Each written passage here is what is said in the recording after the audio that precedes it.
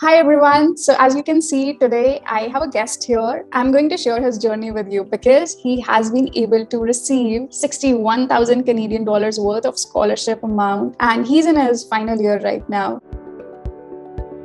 Hi Divitya, how are you doing? Hi Bani, I'm doing good. Great to know that. How are you feeling after getting 61,000 Canadian dollars worth of scholarship? It's pretty amazing because it was a very big headache to how I will arrange the funding and everything. So after getting this, it's like a very big relief for me. Right. So I'll quickly introduce Divitya here. He has been admitted to Queen's University, which is one of the most prestigious universities here in Canada, for electrical and computer engineering in the AI domain. And as you already have heard, he's gotten a full ride. His 2-year tuition fee, his living expenses, all of those are sorted. So we'll talk to him about his profile. What did he do to get such a profile that he has landed these scholarships? What are those scholarships? What's the bifurcation? And are there any other scholarships that he's vying for? So Divitya, you're going to get a lot of questions from me now.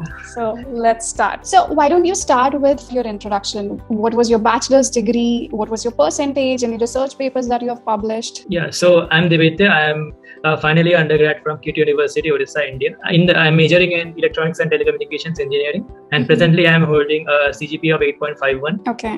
The major part of my profile has been 8 research papers which I published. Oh wow! Okay. Not all are published, but actually like all are accepted presently. So I could show my potential supervisor all my present preprints, and I also did internships as in both research and industrial areas. So that's why it was all about that part in the same domain, AI domain. Okay, your profile sounds really great, but what did you have to do to get in the admission? I know these are research-oriented courses, and you have to personally connect with the professor. So how many emails did you write? Yeah, so initially I was emailing for internships from the first of this year, like this, from January only. In Canada? Internships in Canada? In Canada, USA, in different places, but I used to get very less reply no, and some don't reply even. So I got replies from some, and I pursued internships in some of the places. But after that, from August, I started emailing for this masters. That if we are so sorry to interrupt you, Divitya. Before we move on to contacting the colleges and universities here, could you tell about the foreign internships that you got? Yeah, so the foreign internships that I got, so one of them was the MITAX Global Link Research Internship, which is basically a program where MITAX Canada and jointly for Indian students, it is jointly funded by AICTE. So they give a research internship with a partner university. So my university was Thompson Rivers University in Kamloops, British Columbia. And there was a professor who selected me for that. That's pretty amazing. So I think that was also one of the crucial steps towards getting this exposure and the scholarships. So now let's come to the part of emailing the professors for your research program for MASC that you have already received your admit. Yeah. So what I did was actually initially I was looking for direct PhDs because I have the number of publications in this kind of a same domain, so centric domain of this AI, applied AI in a particular area. So that's why I tried for direct PhDs because I knew that those are already funded. I don't have to take courses because I already know the concepts. So I wanted to build something like totally keep on this thesis and build something and then get out and do a job in R&D. So that was the aim. And then I mailed and got very less replies. I got replies from 2-3, and so like only one of them who is my potential supervisor, he replied me with that he's and my area were totally inclined towards, and the papers were also in the same domain.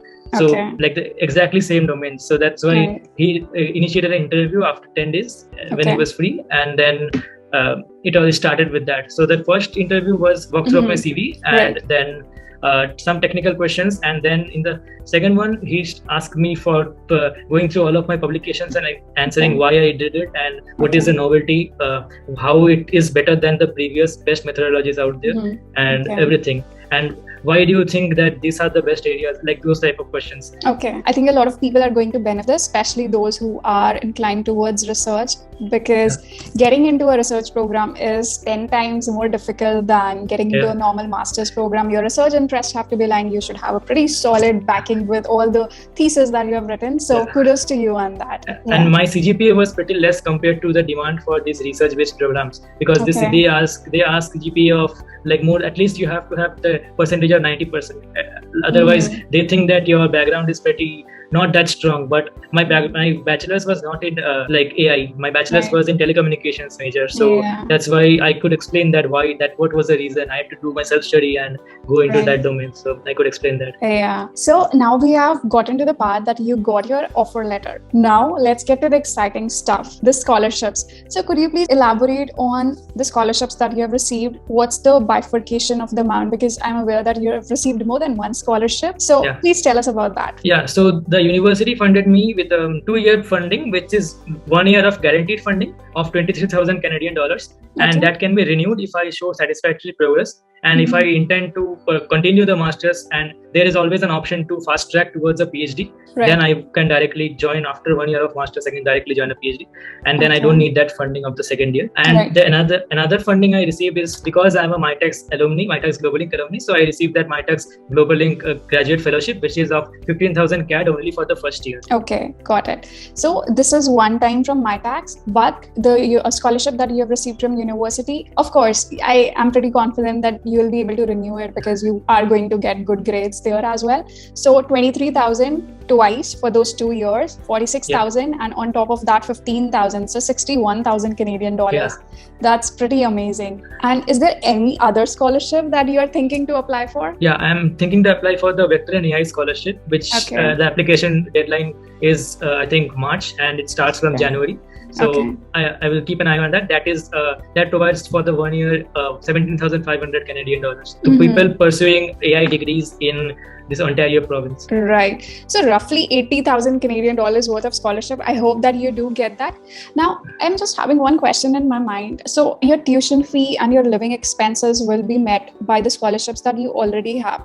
So when you apply for the Vector one, do they have any criteria that you should use these funds towards your study or your living expenses or research in AI, or is it just an open scholarship that you're free to use it anywhere? So my Mitacs scholarship is not counted by the university because that is provided to me directly in my social insurance number and my account. So that is because I was an alumni, so I am been provided that, and that funding from the university that can be capped towards I think 30,000 CAD. So even if I receive that 17,500 CAD, they will give me the only 30,000 at max because that's the maximum amount they give to PhD students. I'm not sure about that, but there is a cap, and they give the other amount only if suppose you are traveling to a conference in another country. So then only they will sanction the remaining amount. Yeah, understood your point. So you don't need to worry because you already have everything covered. And in addition, if you have further expenses, maybe you're traveling to conferences around the world, then you also have a backup. You don't have to spend money from your own pocket. Got it. So now, since you mentioned about PhD, do you have any plan of, after pursuing your MSc, then continuing with PhD? Or is there any provision that you can directly jump to PhD? Yeah, so the provision is that after 1 year of masters, so Queen's doesn't accept direct PhD students. So you have to do at least 1 year of masters and prove that you have all A plus in your grades and the courses you took, and you are providing satisfactory progress towards your thesis, and also you are working towards at least one research paper. So then if everything is all right, then you can fast track and save 1 year of your masters and directly jump to a 4-year PhD or 5-year PhD and complete it and go out. My plans are basically, I'm not sure what I will do in this fast track or not, but my main plan for pursuing an MSc is getting a PhD. Otherwise, I could have got into that MINS programs, which are course-based, and get directly a job. Since you are so inclined towards research, what is your long-term goal? Where do you see yourself? I know this is a cliche question, but this is important for all the people out there who are interested in research to think it through, because I know it takes a lot of time and persistence. So at the end of those 5-6 years, where do you see yourself? What are the kind of jobs that you are looking for or research projects? I have been looking for these jobs of research scientists or applied scientists. Basically, in any AI area, you need to have at least a master's for any AI job, and at least a PhD for any scientist, AI like research scientist or applied scientist jobs. You need to have a PhD, and that's why I'm keeping this focus on this area only.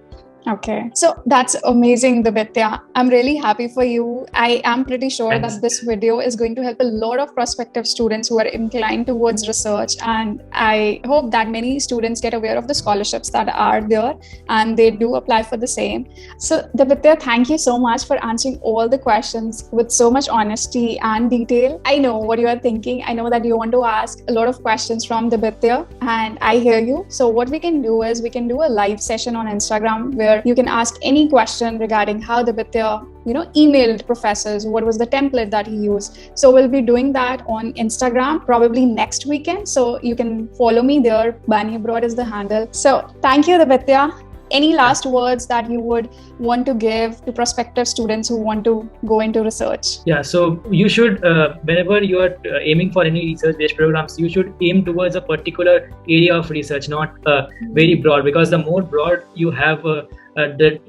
your skills, the more harder it is to get a supervisor. This I faced myself because my area of research was applied AI, but in multiple areas I've applied it. So that was totally good for a course-based master's admission, but not for research-based master's admission. You have to find someone who has applied in multiple areas. That is really scarce. And in PhD, it is even harder. So you should focus on only, suppose you are using AI towards healthcare. So you should only do all your papers and all your projects in that area. It's all about the niche for getting PhD admits.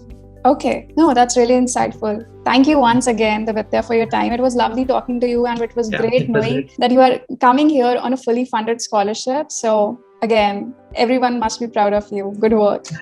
Thanks a lot. Okay. So I hope that you all liked this video. If you did, then press that like button, hit the subscribe button, and don't forget to hit the bell icon as well. Okay. Thank you, Divitya. Take care. Bye. Yeah, take care. Bye.